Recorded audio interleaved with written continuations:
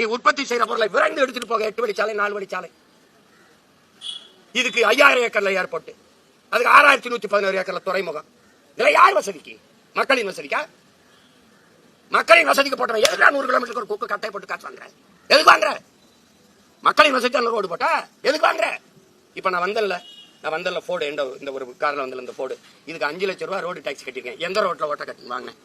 எந்த ரோட்ல வாங்குறதுக்கு ஓட்டுறதுக்கு டாக்ஸ் வாங்கினேன்? அந்த ரோட்டை காட்டுற அதுல மட்டும் ஓட்டிக்கிறேன்.